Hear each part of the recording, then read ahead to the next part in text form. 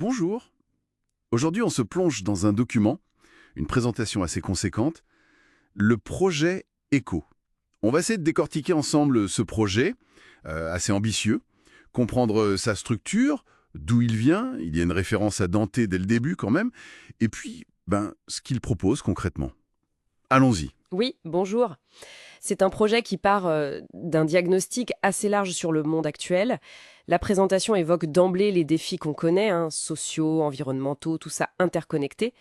Elle parle aussi de la pensée néolibérale dominante, d'une crise de confiance, de la présence française en Afrique, de l'impact des réseaux sociaux. C'est un panorama assez chargé. Hmm. Mais il n'y a pas que le négatif. Le document identifie aussi ce qu'il appelle des forces émergentes, des initiatives locales, une recherche de sobriété, un certain renouveau institutionnel, une émancipation économique africaine aussi, et une utilisation plus consciente des médias. C'est ça? Exactement.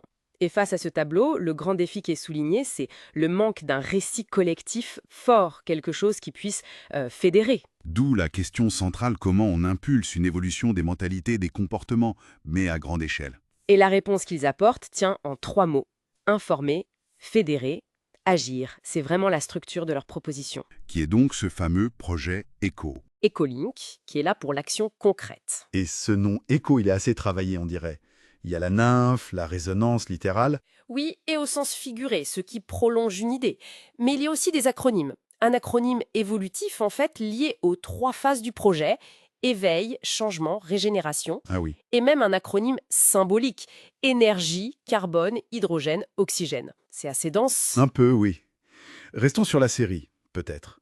Quelle est sa particularité? Elle se veut à la fois éducative, donner des clés de compréhension structurée, artistique avec un vrai mélange culturel, beaucoup de références, et interactive, ça c'est important, avec des énigmes, des événements liés. Et la structure s'inspire donc de la Divine Comédie, Enfer, Purgatoire, Paradis. C'est ça. 3 saisons, 11 épisodes par saison, donc 33 au total. Des épisodes d'une durée de 40 à 60 minutes en moyenne. D'accord.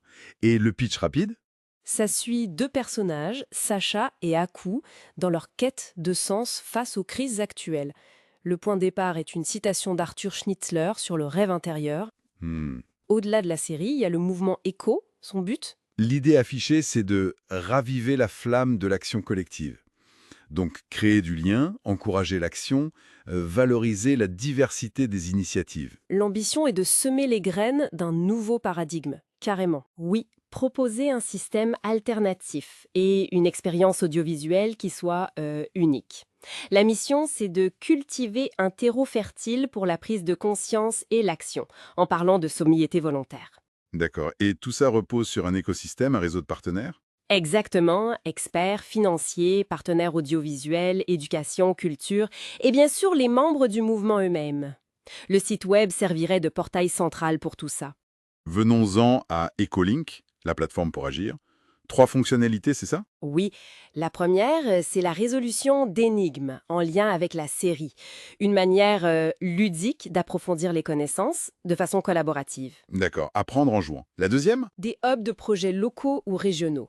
Une carte dynamique où on pourrait voir et proposer des actions concrètes avec un système de validation par des experts et de soutien par des partenaires.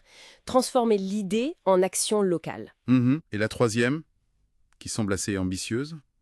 Un système économique alternatif. Oui, c'est sans doute le point le plus prospectif.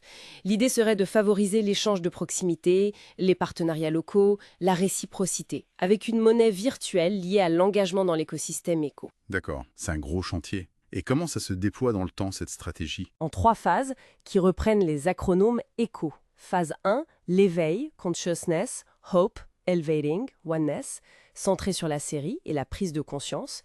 Phase 2, le changement, empowering, change, harmony, our planet, où Ecolink devient vraiment l'outil pour structurer l'action.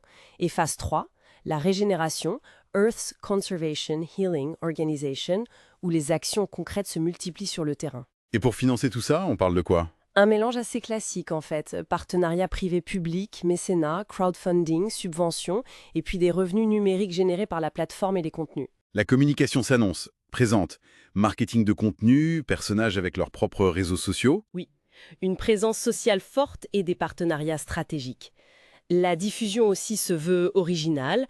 On parle de QR code placés dans des lieux symboliques, une sorte de chasse au trésor national, un accès exclusif au début pour favoriser une propagation plus organique. On comprend que le projet a déjà bien mûri sur le papier, côté créatif notamment.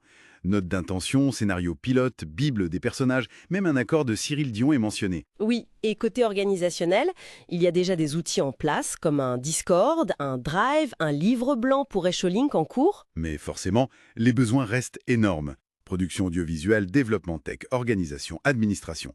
C'est listé assez clairement. Pédie moderne et accessible qui veut allier divertissement, réflexion profonde et passage à l'action pour une vision tournée vers la préservation du vivant. Il y a même une réflexion externe citée, Monday, qui voit le projet comme une tentative de faire vibrer la société de l'intérieur via une œuvre. C'est ça.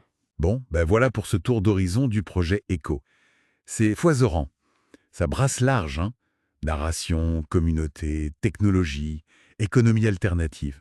Ce qui est vraiment marquant, je trouve, c'est cette volonté explicite de ne pas s'arrêter à la production d'un contenu culturel, mais de construire tout un écosystème autour pour catalyser l'action. Ça soulève une question intéressante, non?